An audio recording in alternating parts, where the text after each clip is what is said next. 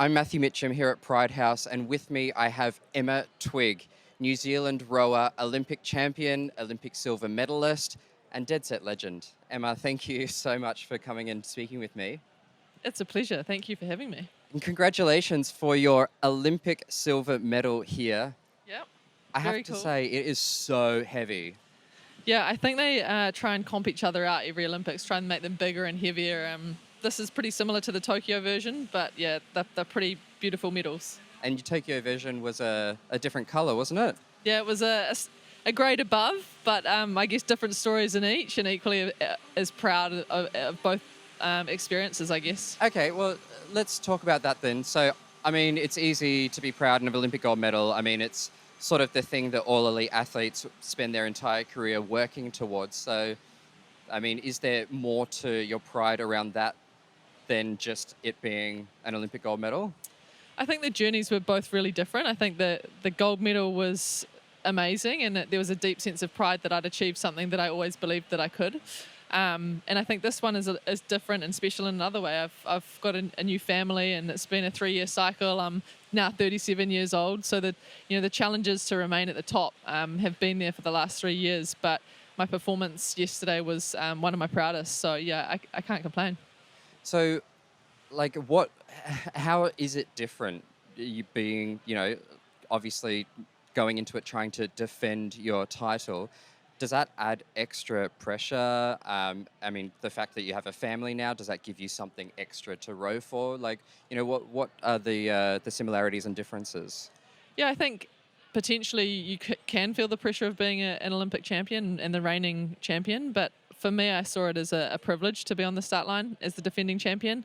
And I had the monkey was off my back. I'd spent 4 Olympics essentially trying to become an Olympic champion, and I'd done that. So three more years was a cherry on top, and whatever the result, I was just dead set on enjoying the experience and making as much impact, I guess, off the water as on in this Olympic cycle.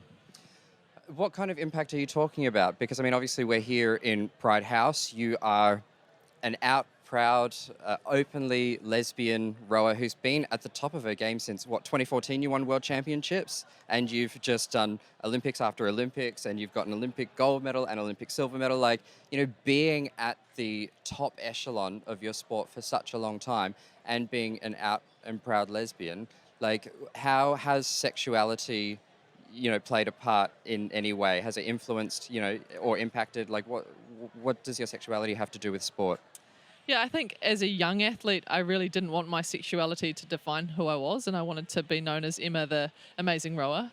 And I think as I've aged and as I've realised that I can be a real role model for young people who are potentially struggling, maybe not young people who are struggling, but I see it as a real privilege to be in this position, and it's become more important for me to talk about my sexuality and to, I guess, show young people that I can live a very happy, normal life and love who I choose to love.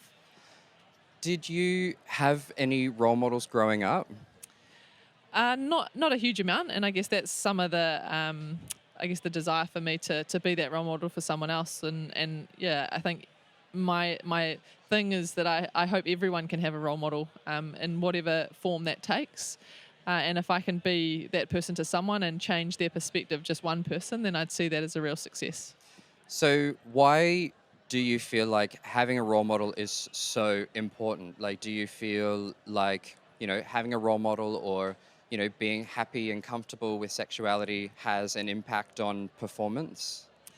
I think for sure. I think, if you feel like you're in an environment that's supported and you can be who you are, then, that's one less thing that you've got to think about. You can just focus on and going and being you and doing you. And I think when I was younger, when I freed myself of that, I certainly had improvement in my performance. But yeah, in general, I think it's important that people accept difference, whatever it is. And talking about sexuality is one of those things. And I hope that people talk about all sorts of different differences, culture, religion, whatever, and just create an environment where people are who they are and yeah, where you're from, what you do, who you love is no barrier to you enjoying and having a happy life. How old were you when you came out? I was in my early 20s. Okay. So yeah, to my close friends and family, I never, at that point of deciding that I was comfortable with being who I was, I didn't really hide it from anybody.